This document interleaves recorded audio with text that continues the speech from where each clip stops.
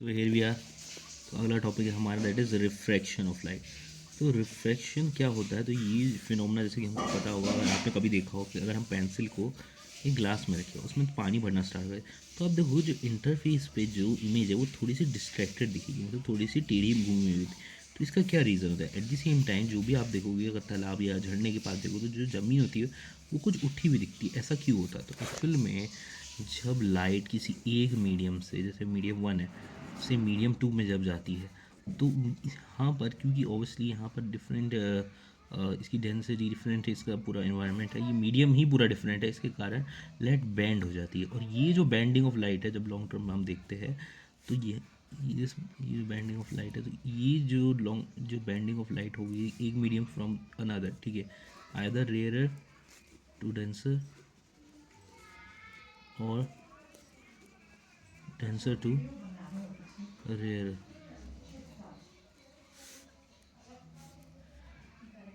तो ये जो बैंडिंग ऑफ लाइट है from radio to denser medium entering into one medium to another, this phenomena is called refraction, ठीक है।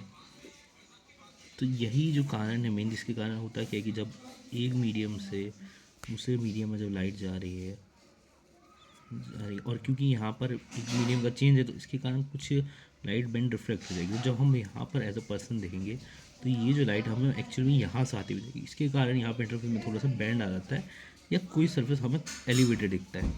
यार तो हमें बताया है अब रिफ्लेक्शन के बारे में, रिफ्रैक्शन के बारे में। तो देखो, जब भी कोई एयर या जैसे वाटर है, तो अब एयर यहाँ पे रेयर मीडियम है और यहाँ पर वाटर डेंसर मीडियम है। डेंसर मतलब उसकी डेंसर मतलब इसका घनत्व हो जाता है कंपेरेटिव एयर से।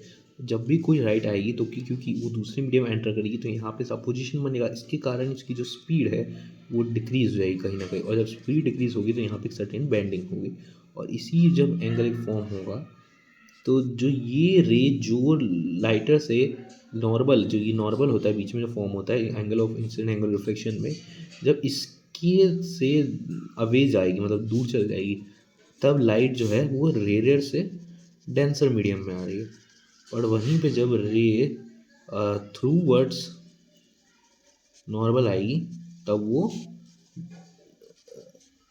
नहीं, ये rare to denser to rare होगा, ठीक है, डेंसर टू रेयर में आएगी, ठीक है, क्योंकि वो दूर जा रही है, इसका मतलब को ये जो है ये यहाँ पर वाटर ज़्यादा डेंसर इसकी तरफ आएगी, ये थ्रू वर्ड्स नॉर्मल आएगा, ठीक है। और जो कोई भी मीडियम जो कि ज़्यादा डेंसर है, उसमें जब लाइट एंटर करेगी, तो वो थ्रू वर्ड्स नॉर्मल जाएगी, ठीक है, थ्रू वर्ड्स नॉर्मल जाएगी, तो वो डेंसर में होगी, ठीक है, डेंसर टू रेयर है, ठीक है। और अब ये कब होगी?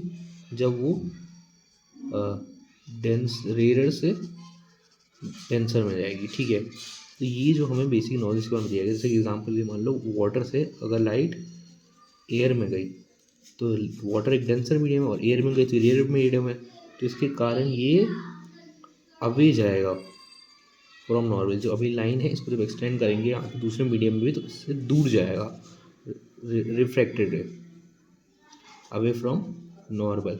और वहीं जब एयर से वाटर में जाएगी, तो थ्रू वर्ड्स ही नॉर्मल होगी, ठीक है। तो कुछ कुछ यहाँ पे हमें, जैसे कि मैंने पहले भी बताया था कि रिफ्लेक्शन में कुछ कुछ होता है, वैसे यहाँ पे कुछ होता है, जैसे incidented, reflected and all in the interface of two transmit. अब जो इंटरफेस है, यहाँ पर आ रही है लाइट इंसिडेंट रे, ये रिफ्लेक्टेड, ये रिफ्रैक्टेड है, और ये नॉर्मल है इसके बीच में, तो ये तीनों ही एक प्लेन में आ रही है, और ये रिफ्लेक्शन वाली रिफ्लेक्टेड है। हाँ, हर ऑलमोस्ट मैक्सिमम रेज होती है वो रिफ्लेक्शन, अगर ट्रांसपेरेंट या ट्रांसलूसेंट ऑब्जेक्ट है तो उसको अलाउ कर देती है, बट कुछ कुछ रेस भी रिफ्लेक्ट हो ही जाती है, ठीक है। उसके बाद आगे बढ़ते हैं, तो ये सारे एक ही इंटरफेस पर पाई जाएगी, मतलब एक ही यहाँ पे जहाँ पे दो मीडियम जुड़ रहे हैं, यहीं पे इंसिडेंट रे, रिफ्रैक्टेड है, और नॉर्मल रे यहीं फाइंड होगी। दूसरी बात, जो रेशियो है, जो साइन के एंगल्स का रेशियो है, तो जो साइन के angle ratio incident sine incident और अपॉन साइन रिफ्लेक्टेड, ये दोनों एक कांस्टेंट वैल्यू होता है, और ये जो कांस्टेंट वैल्यू है that is reflective index. Reflective index क्या होता है कि कोई ऑब्जेक्ट जो दूसरे मीडियम में गया, तो वो कितना ज़्यादा तेज हो गया, धीरे हो गया, ठीक है। तो ये होता है second object with respect to first, medium with respect to first. या तो हमें बताया है अब रिफ्लेक्शन के बारे में, रिफ्रैक्शन के बारे में। तो देखो, जब भी कोई एयर या जैसे वाटर है, तो अब एयर यहाँ पे रेयर मीडियम है और यहाँ पर वाटर डेंसर मीडियम है। डेंसर मतलब उसकी डेंसर मतलब इसका घनत्व हो जाता है कंपेरेटिव एयर से। जब भी कोई लाइट आएगी तो क्योंकि वो दूसरे मीडियम एंटर करेगी, तो यहाँ पे अपोजिशन बनेगा। इसके कारण इसकी जो स्पीड है वो डिक्रीज हो जाएगी कहीं ना कहीं, और जब स्पीड डिक्रीज होगी तो यहाँ पे सर्टेन बैंडिंग होगी, और इसी जब एंगल एक फॉर्म होगा, तो जो ये रे जो लाइटर से नॉर्मल, जो ये नॉर्मल होता है बीच में जो फॉर्म होता है angle of incident angle reflection में, जब इसके से अवे जाएगी मतलब दूर चल जाएगी, तब लाइट जो है वो रेयर से डेंसर मीडियम में आ रही है। और वहीं पे जब रे थ्रू वर्ड्स नॉर्मल आएगी, तब वो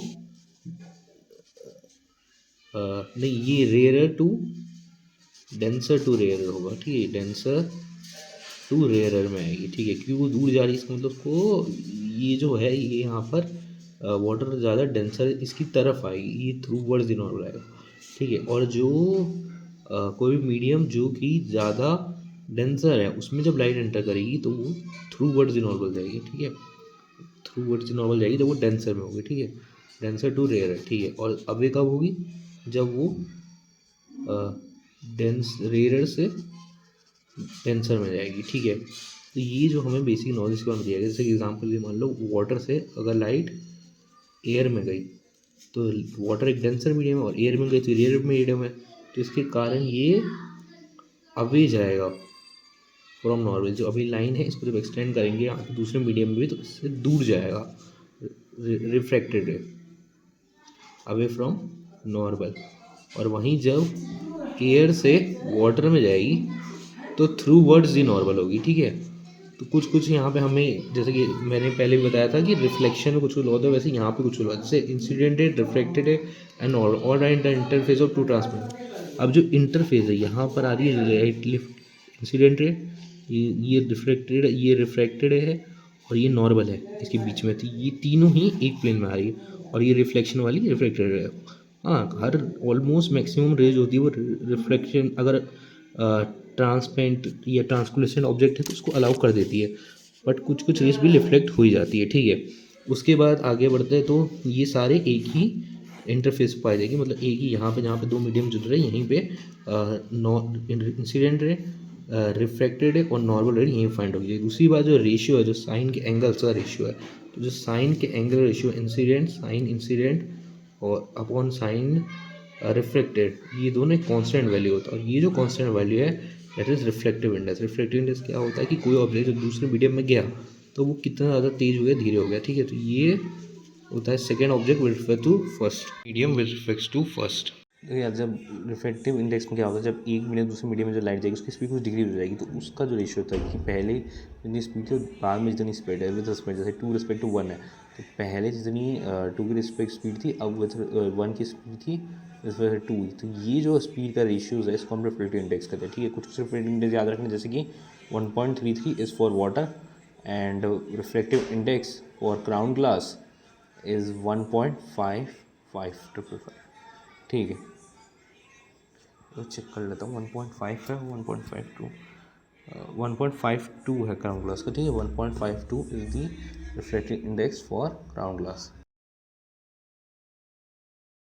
मैं अब लेंसेज की तरफ जाना, तो लेंसेज इसलिए अगर आपको बताओ कि दो तरह के, ये जैसे मान लो दो टाइप का सरफेस हमने अटैच कर दिया, ये जो ऊपर से ब्रव of surface this is called convex surface, और वहीं पे अगर थोड़ा बैंड ऐसे टाइप सरफेस है that is called concave surface, ठीक है। इस टाइप के लेंस होते हैं। कुछ कुछ लॉस जो हमें बताया गया देखो, जो रे जो है लाइट की पैरेलल आ रही है प्रिंसिपल एक्सिस से, ये several ray of light parallel to the principal axis are following on convex lens after reflection from lens are converging to a point. जो जितनी भी आ रही है वो रिफ्लेक्शन के बाद कन्वर्ज करते हुए पॉइंट में निकलेगी, that is point called principal focus. तो प्रिंसिपल फोकस पे वो कन्वर्ज करेगी, ठीक है। ये after reflection from lens are converging to point on a principal axis, तो वो हुई प्रिंसिपल फोकस, ठीक है। Several parallel to the principal are forming on concave rays, reflection from the lens are diverging from the point of the ray, वो appear करेगी, diverge हो रही है। तो देखो कॉनकेव में ऐसा है, रिफ्लेक्शन बाद जहाँ से लगेगी डाइवर्ज होकर आ रही है, उस फोकस को कॉनकेव प्रिंसिपल फोकस कहते हैं, कॉनकेव लेंस का, ठीक है। Lens have two focus, obviously दो लेंस की ये सरफेस दो फोकस होंगे, ठीक है। Principal focus from optical centre, optical centre मतलब वही जो सेंटर होता है यहाँ से, ठीक है। And is called focal length, F T focal length, focal length, ये जो डिस्टेंस है यहाँ से लेके यहाँ से, it is called focal length, focal length, ठीक है। Distance that is called focal length, जी ये डिस्टेंस होता है, ठीक है, कि जो सेंटर फोकस से लेकर के जो फोकल तक उसको हम फोकल लेंथ कहते हैं, ठीक है। तो ये जैसी चीज़ हमको पता है इनसे, और ये पहले भी हम पढ़ चुके थे नॉर्मली। हमको जो ना टेबल दे रखी है, तो यहाँ पर पहले ऑब्जेक्ट का आप देख लो कहाँ पर प्लेस किया गया। पहले तो ऑब्जेक्ट इन्फिनिटी में प्लेस किया गया तो वो फोकस पे आएगा, ठीक है। हाईली डिमिनिश होगा, रियल और इन्वर्टेड होगा। अगर वो बियॉन्ड 2f1 है तो वो बिटवीन f2 एंड 2f2 है और डिमिनिश होगा और रियल इन्वर्टेड होगा। अगर वो 2f पे तो सेम जैसे 2f पे बनता है सेम साइज बनेगा, रियल इन्वर्टेड बनेगा। अगर वो f1 एंड 2f2 पे तो बियॉन्ड 2f2 आएगा और एनलार्ज आएगा और रियल इन्वर्टेड आएगा। और वो एट f1 है तो वो एट इन्फिनिटी आएगा, एनलार्ज आएगा।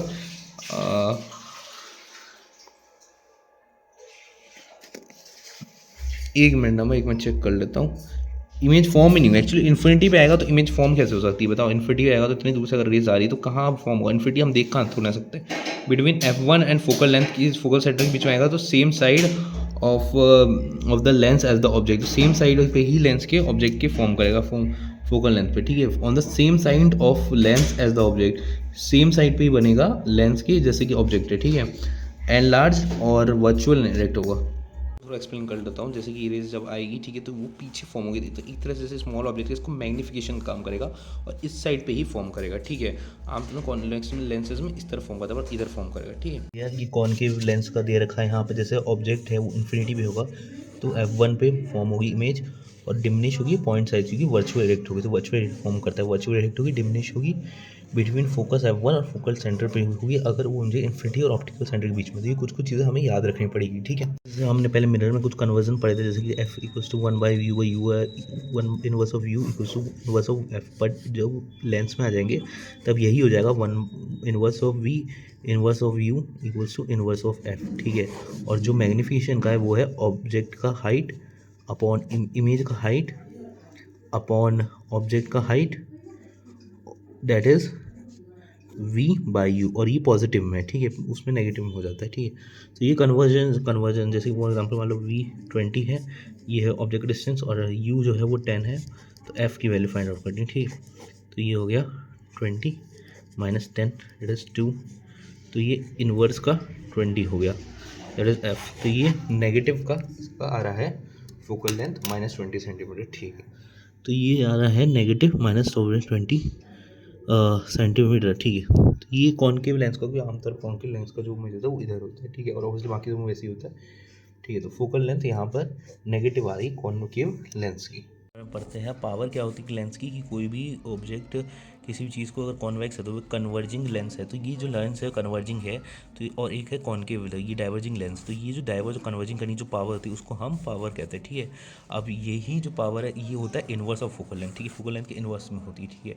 तो इसका जो SI यूनिट है दैट इज़ डायोप्टर, ठीक है। और ये होता है 1D equals to inverse of metre square, ठीक है। मीटर्स में आता है, ठीक है। फोकल लेंथ है क्योंकि फोकल लेंथ मीटर्स में आती है, ठीक है। इसमें फोकल लेंथ मीटर्स में आती है, ठीक है। तो ये बताती है कि कोई ऑब्जेक्ट का कितना पावर कोई किसी चीज़ को कन्वर्ज कर दे या डाइवर्ज कर दे, ठीक है। तो वो उसके रिलेटेड होता है, ठीक है। और ऑब्वियसली हमको पता है कि कॉनकेव लेंस का जो फोकस है वो है नेगेटिव, ठीक है। तो और जो कॉन्वेक्स का है वो है दैट इज़ पॉजिटिव, ठीक है। तो ये कुछ चीज़ें जो हमको पता करनी चाहिए, ठीक है। तो ये पावर होती है बेसिकली डिटरमाइन करती है। पावर कुछ नहीं, सिंपल सा इनवर्स ऑफ f हो जाएगा, that is your focal length, ठीक है। हम ऐसे भी जान सकते हैं कि जो पावर होती है वो ऐड हो जाती है, जैसे P1 + P2 + P3 ऐसे ऐड हो जाती है, ठीक है। तो अगर 0.25 का है और 2 का है तो ये हो जाएगा 2.25 डायोप्टर का, ठीक है। तो ये चीज़ हमको पता नहीं चाहिए कि पावर जो है वो ऐड ऑन हो जाती है इस केस में, ठीक है, ऐड हो जाती है बेसिकली। हमको पता नहीं चाहिए इसके रेडिएशन हो सकता है इनका। कुछ बात कही है ऑप्टिकल डेंसिटी। अब जो ऑप्टिकल डेंसिटी है वो एक्चुअल में मास डेंसिटी होती है। ये ऑप्टिकल डेंसिटी की बारे में कोई भी अगर ऑब्जेक्ट हम जैसे कहते हैं कि रेयरर होता है या डेंसर होता है तो वो एक्चुअली में ऑप्टिकली रेयर या ऑप्टिकली डेंसर होगा। अब ऑप्टिकली रेयर ऑप्टिकली डेंसर का मतलब है मान लो ऑप्टिकली रेयर है तो अगर कोई डेंसर मीडियम से रेयर मीडियम में जाएगी तो लाइट अवे फ्रॉम नॉर्मल जाएगी, और अवे फ्रॉम नॉर्मल जा रही है तो वो क्या बोलते हैं, क्योंकि उस मीडियम के अंदर लाइट की स्पीड इंक्रीज हो गई तो इसलिए वो रेयर मीडियम में होगा या ऑप्टिकली रेयर होगा। सेम वे अगर वो थ्रू वर्ड्स दी नॉर्मल जा रही तो वो फिर डेंसर मीडियम है और इसके अंदर जो रेस है वो थ्रू वर्ड दी नॉर्मल जाएगी और ये ऑप्टिकली डेंसर हो गया इसके अंदर, तो ये ऑप्टिकल डेंसिटी होता है, वही है जो हमने पहले पढ़ रखा है।